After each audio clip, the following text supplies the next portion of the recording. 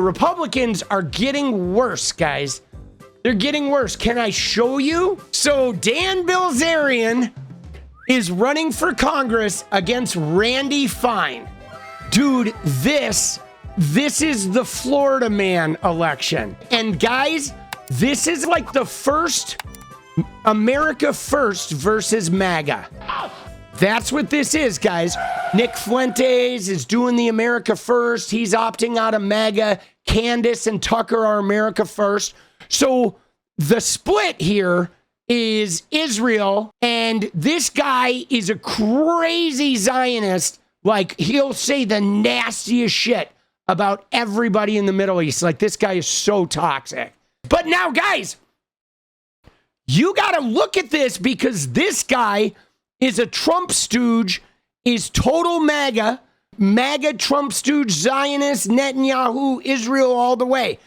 This guy is like, hates women, right? Although he says he loves them, but he loves women in an Andrew Tate kind of way. He's like a misogynist, ultra wealthy groyper. His dad is a crook. Here's his dad. His dad is Paul Bilzerian. He was convicted on 9 felony counts of federal crimes, including criminal conspiracy, making false statements, securities fraud, tax fraud, and security law violations. 4 years in prison. This guy is a train wreck.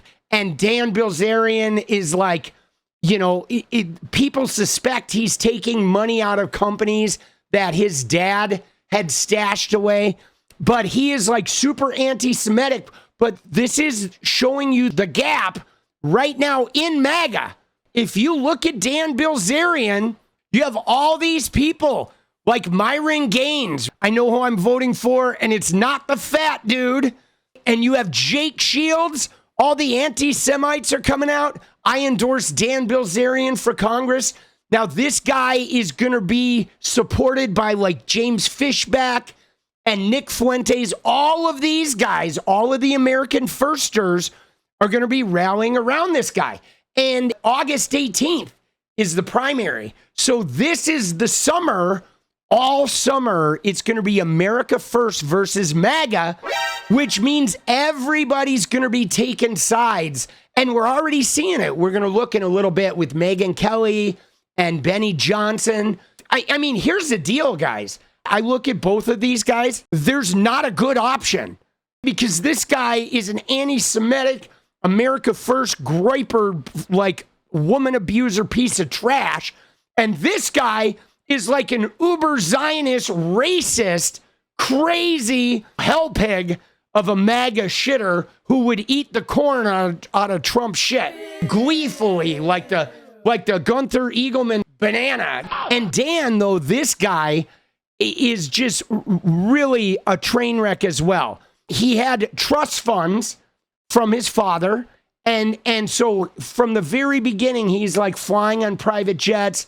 And he used to always take these pictures with a bunch of like bikini models and shit. All right. He did the World Series of Poker, and he finished in 180th place. But then what he did was he started using social media to say that, oh, I won 10 million playing poker. I just won, 50 million this year playing poker. And he started like building a social media image of himself. Meanwhile, he was getting sued for like Ponzi scheme shit. And he was like making up fake shit that he won, 10 million here and 3 million there. He went on Joe Rogan, and Joe Rogan platformed him, and he became, one of the Rogan notoriety guys. Then he started a company, or he was like part of a company that I think was laundering money from his father while his father was in jail. And then he had some interactions with women here where he beat up a woman.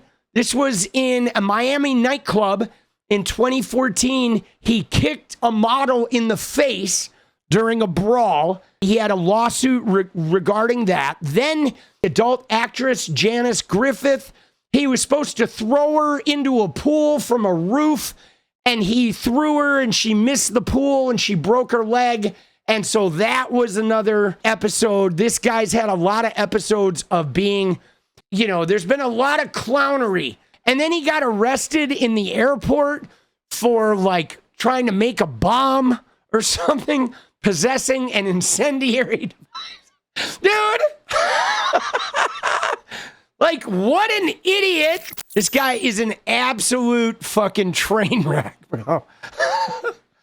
Dude, these are the people that are running for fucking Congress now, dude. What are we doing when a trust fund kid who kicks women in the face and steals money and his whole life is a fraud, when those are the people running for Congress? Like, where are we at, guys? And the crazy thing is I can't tell which one of these guys would be worse. I mean, yeah, it's going to be interesting to say the least. You called your opponent this fat Jew. So he's not from Israel, but you called a guy in Florida this fat Jew. How is that not anti-Semitic? Well, he's a Jewish supremacist, and he puts Israel before America, and I think that, he should be tried for treason. This fat Jew is anti-Semitic. Yes. Dan. I mean, that's what you say, but how about every single time that he blasts Muslims? I know. I don't say it. I know he literally talks about how Muslims are lower than dogs. So is that Islamophobic? Yes. Yeah. Yes. Yes, it is. Yeah. And that wouldn't be, that's not appropriate for him to say either. If he had said that. But he does all the time, and he tweets that, and he's a senator. Are you anti-Semitic? No, I'm not Well, he's not a senator. Dude, Bilzerian, dude. He's a senator. Dude, he's not a senator, man. Dan Bilzerian, you're not running for Senate, just so you know. I mean, dude, Bilzerian's he's horribly Islamophobic, and Bilzerian is incredibly anti-Semitic. So it is like the MAGA v. like MAGA. But dude, and he's a senator, dude. Now, Dan, I hope Dan didn't sign to run for the senator race. Dude, Bilzerian, like, maybe he signed the wrong paper, dude. Semitic. I think that, that's kind of a made-up term. I think the Palestinians are the real Semites. Term? Yes, because if you look at what a Semite was is... Was Hitler anti-Semitic? What's that? Was Hitler anti-Semitic?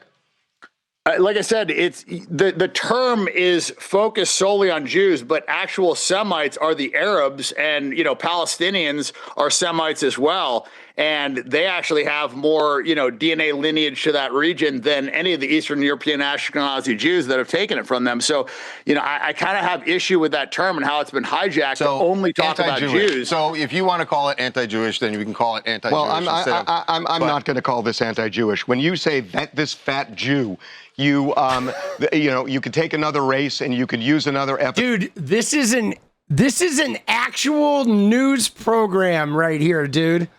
Craziest reality TV show, bro. But you're anti-Semitic, Dan. I'm not. I have Jewish friends. Oh, some of your best friends are Jewish? Paint all Jews with one brush, but he paints all Muslims with one brush, and it's accepted. And for some reason in this country, it is okay to just blast Muslims, bash them. You look at what Bill Maher said about Muslims. I mean, it's this double standard, and I don't like the double standard. And I look at him as a Jew. Dude, this haircut is the worst fucking haircut I've ever seen. Bro, what the fuck, dude? He went in and was like, give me the beaker. Dude, we are doomed. But so what's interesting about this is like the Islamophobia in America is rampant.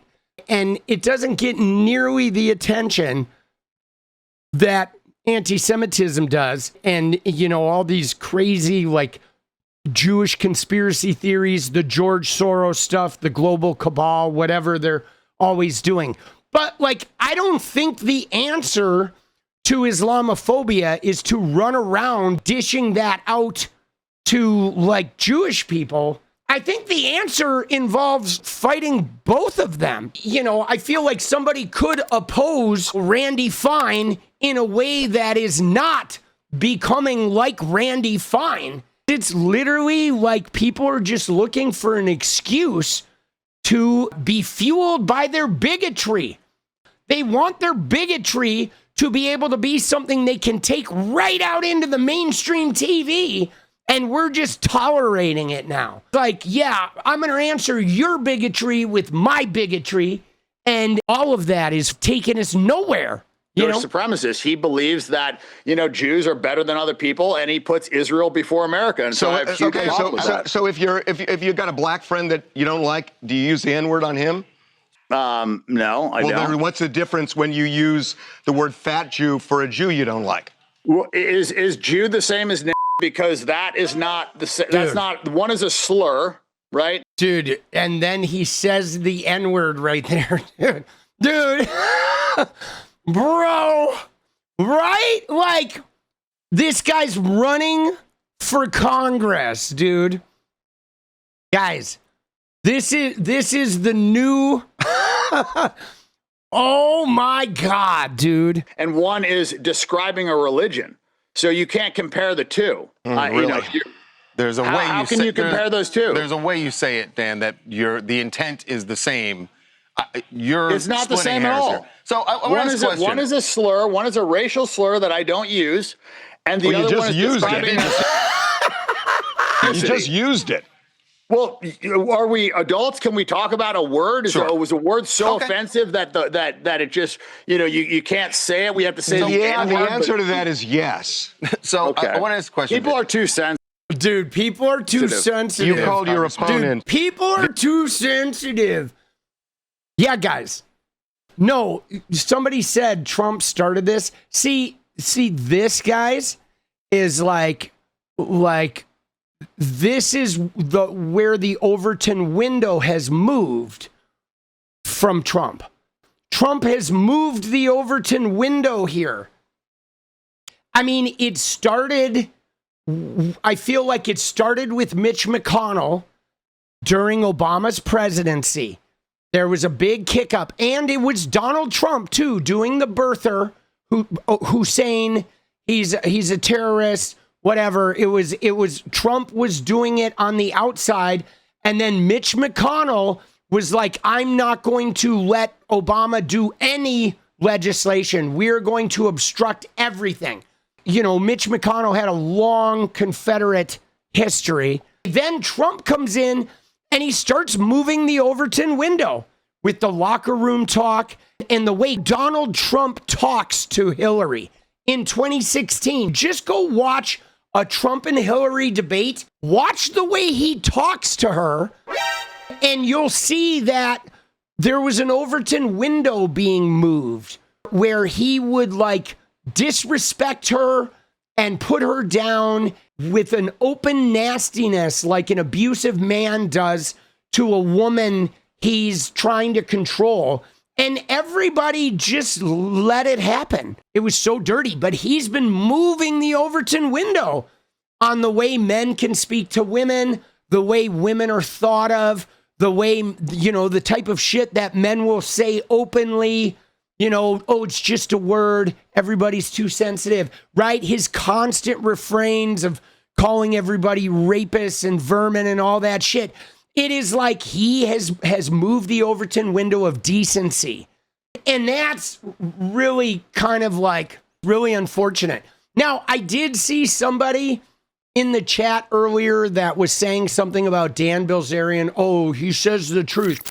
But here's the deal, guys. When you are like a Dan Bilzerian, or if you are like a James Fishback, or you are an Andrew Tate, where you are an inflamer and you're using bigotry to fuel your message, you don't get credit for the little bits of truth in there, okay? Because that's what bigots do.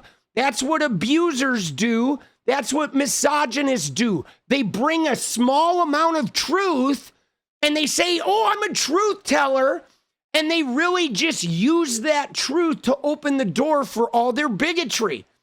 And no, you can bring the truth without the bigotry. You don't need to have bigotry in order to bring truth. But people who want to feed bigotry into the system, they bring nuggets of truth in order to like, oh yeah, he is telling the truth, so we're going to forget about all the other shit.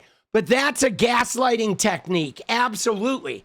That is an abuser 101 technique, to layer a little bit of truth, a little bit of emotional reality into the bigotry in order to try and like sell it. Okay? It's like giving you a pill with truth, but really you turn the pill upside down and it's just all bigotry. What is up, guys? Thank you so much for watching. You like the video, you want to support independent resistance media, you know what to do. Drop that sub, hit the like button, and please share it. And we do love our members, so if you want to become a member, it's another really great way to support. Thanks again for everything, guys. I'll see you next time. Let's go.